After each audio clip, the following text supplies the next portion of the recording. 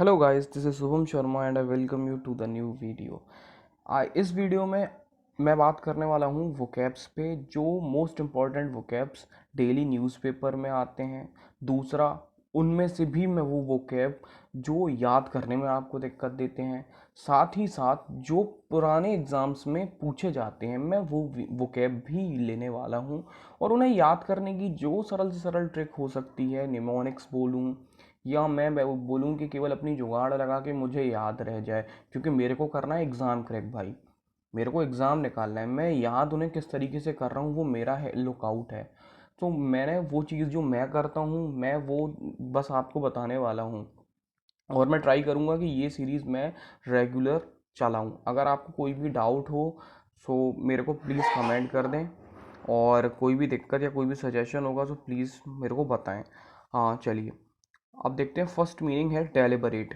ये डेलिबरेट, पहले तो मैं बता दूं कि ये वर्ब की तरह भी यूज़ होता है एंड एडजेक्टिव की तरह भी यूज़ होता है। अब वर्ब की तरह जो यूज़ होगा वो मैंने सेंटेंस यहाँ पे लिखी हुई है। अब देखते हैं इसकी मीनिंग क्या होती है कि इंटेंशनली जब मैं कोई काम करता हूँ ना, उसको कहा जाता है डेलिबरेट। मतलब कि इंटेंशनली मैं कोई काम करूँ, जैसे कि कोई काम जानबूझ के मैंने कर दिया। जैसे कि मैंने कोई पेन, एक तो मेरे हाथ से छूट गया, एक तो ये चीज़ होती है। दूसरा, मैंने जानबूझ के गिराया कि मैं नोटिस में आ जाऊं। जैसे मैं सड़क पे चल रहा हूँ, समझ रहे हो ना। मैं सड़क पे चल रहा हूँ और मैंने जानबूझ के, सामने से मैंने एक लड़की देखी और सामने से मैंने जानबूझ के एक 10 की नोट गिरा दी। क्यों? गिरा नहीं, वो मैंने जानबूझ के गिरा दी कि यार बस वो आ रही है, थोड़े टाइम तक मैं रुका रह जाऊंगा। सो एक ये तरीका, डेलिबरेटली मैंने वो नोट गिरा दिया वहाँ पे। ये सीन होता है। आप समझ गए होगे। आप इसे याद करने का देखो मैं तरीका बताऊं। पहले तो एंटोनिम्स और साइनोनिम्स देख लेते हैं। साइनोनिम्स इसके इंटेंशनल, प्लान्ड, मतलब पहले से प्रीवियसली आपने वो चीज़ दिमाग में रख के तब कर रहे हैं। कंसियस, कॉशन, ये मतलब चीज़ें आपने दिमाग में रखी उसके बाद में कर रहे हो, डन ऑन पर्पस। एंटोनिम अगर बात करूं तो केयरलेस हो जाएगा, थॉटलेस हो जाएगा। इसके सेंटेंस को यहाँ पे जो यूज़ करा है, इसको वर्ब की तरह यूज़ करा है। द जजेस deliberated for an hour before announcing the winner. यहाँ पे सिंपल, यहाँ पे इन्होंने वर्ब की तरह यूज़ करा है। कैसे पता करा? क्योंकि इन्होंने सीधी सीधी पास्ट इंडेफिनिट में बनाया है और ईडी लगा दिया है, तो सिंपल। अब इसमें अगर मेरे को बनाना होता है ये एडजेक्टिव लगा के, तो मैं कैसे बोलता? The deliberate action of the जज, या मैं बोलता the deliberate action of Pakistan. तो देख रहे हो ना, जानबूझकर जो वो काम कर रहा है। सो यहाँ पे तुम्हारा काम की जो एक्शन की एक्शन को मॉडिफाई कर रहा है, वो कौन कर रहा है? डेलिबरेट। सो ये सिंपल इसका यूज है। याद करने का तरीका, डेली बरेट, इसको तोड़ लो। दिल्ली बारात, मतलब कि दो, एक किसी की शादी होने वाली थी तो डेली बारात। मतलब अब लिखा तो डेलीबरेट है, उसे डेलीबरेट ही पढ़ना। बट डेली बारात, तो इसको कैसे बोलेंगे कि वो लड़का अपनी बारात जानबूझ के दिल्ली ले गया। तो याद रहेगा, ठीक है। ड्यूबियस, ड्यूबियस को याद करने का पहले तरीका बताऊंगा। स्कूबी डूबी डू देखा था? एक कार्टून आता था वो स्कूबी डूबी डू। तो उस स्कूबी डूबी डू में उन दोनों, वो जो लंबा सा एक लड़का रहता था और वो कुत्ता सा जो था, उन दोनों की स्थिति एकदम खराब रहती थी। वो उनका क्या रहता था, सिचुएशन ये रहती थी, वो श्योर ही नहीं थी, मतलब क्या करना है ज़िंदगी में क्या नहीं करना उनका, मतलब चले ही जा रहे हैं चले जा रहे हैं, क्या होना है क्या नहीं होना वो पता ही नहीं था। तो ड्यूबियस का मतलब होता है नॉट श्योर, जो चीज़ श्योर ना, मतलब श्योर नहीं हो आप किसी के बारे में।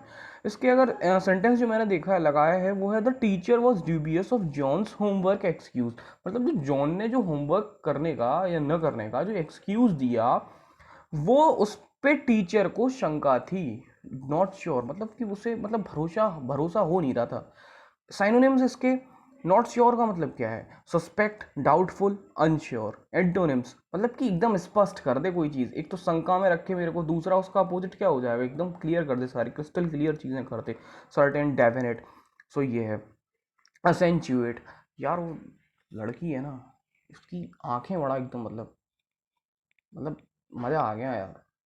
उनने ऐसा मेकअप करा उसका, शादी जब हो रही थी लड़के लड़की की, तो लड़का कह रहा कि उसकी आंखें बहुत ज़्यादा शाइन कर रही थी। क्यों? क्योंकि उसके मेकअप आर्टिस्ट ने उस पे, उसकी आंखों पे बहुत ज़्यादा फोर्स दिया। तो यार फोर्स, वहाँ गोली तो नहीं चलाई होगी? अब वहाँ पे उसे निखारने के लिए, उसे शाइन करने के लिए, वही दिखे, उस पर जोर देने के लिए जो यूज़ करते हैं उसे एसेंचुएट कहते हैं। यहाँ पे सेंटेंस दिखा है, शी हैज़ ब्यूटिफुल आइज, भावनाओं में मत बहो। So we should accentuate them in the makeup, makeup में उनको और ज़्यादा जोर देना है मेकअप पे, क्योंकि उसकी आंखें बहुत सुंदर हैं, तो हमें उस पर और ज़्यादा हाईलाइट करना है जिससे कि वो और ज़्यादा अच्छे से दिखें। तो एसेंचुएट का मतलब होता है किसी चीज़ पर जोर देना, फोर्स करना, हाईलाइट करना। जैसे मार्कर से आप किसी चीज़ को हाईलाइट कर देते हो ना, उस तरीके से ही इसको एसेंचुएट को यूज़ करा जाता है। साइनोनिम्स हैं इसके, highlight, emphasise, underline. Obvious underline करोगे तो उस चीज़ पे जोर दे रहे हो ना कि मैं एग्जाम में इसको ही उठा के पहले देखूंगा। Antonyms, mask, to divert from, ये इसके एंटोनिम्स हैं। Lynching, to kill for an illegal offence without a legal trail. Lynching की काफ़ी सारी घटनाएं आप देखते हैं। तो लिंचिंग का मतलब क्या होता है कि एक भीड़ ने एक आदमी को खुद ही जज बन के सजा दे डाली। भीड़ में जब मार मार के, भीड़ जब किसी एक आदमी को, दो आदमियों को मार देती है काय पे, मतलब उनका एक्सक्यूज देने का क्या रहता है कि भैया इनने गलती करी थी, इस वजह से हमने इसे मार दिया, without a legal trial. Trial का मतलब यही होता है कि कोई लीगल कार्रवाई के बिना, ये होता है इसका मीनिंग। साइनोनिम्स क्या है इसके? Execution, mob justice. Mob justice का मतलब कि भीड़ ही अपने आप जस्टिस कर दे किसी चीज़ की। एंटोनिम, बियर, बियर मतलब झेलते रहो।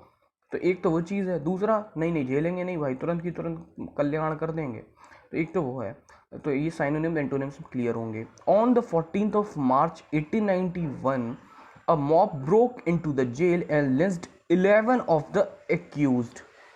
एक तोड़ के भाग गया और साथ में इनने क्या करा, कैदी ने, एक मॉब ने, कि इसने 11 एक्यूज्ड को लिंच कर दिया।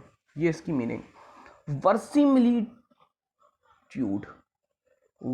Very similitude, very similitude, very similitude, आपको ऐसे पढ़ना है, very similitude. Appearance of seeming to be real, मतलब क्या है कि मैं अंदर से बहुत गलत आदमी हूँ, मतलब कि मेरे दिमाग में 50 गलत चीज़ें चल रही हैं आपके बारे में, लेकिन मैं आपके फेस पे इस तरीके से बना हुआ हूँ कि यार मेरे से अच्छा कोई है ही नहीं, तो उसे बोलेंगे वेरी सिमिलिट्यूड। जैसे कि साइनोनिम इसके रियलिज्म है, क्रेडिबल है। Antonym, dissimilarity, falseness, impossibility. The lawyer called several witnesses to give verisimilitude to his client's claim of innocence।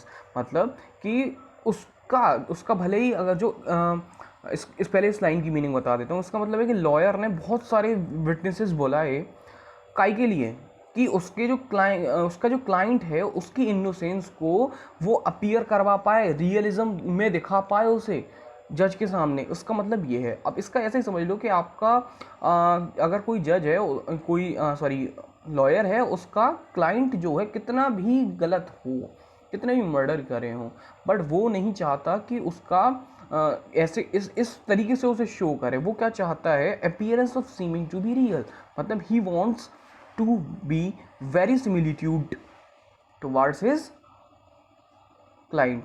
सो इसकी मीनिंग ये है। अगर दोस्तों सेशन अच्छा लगा है, रेगुलर मैं अपनी तरफ से एफर्ट्स लगाता रहूँगा।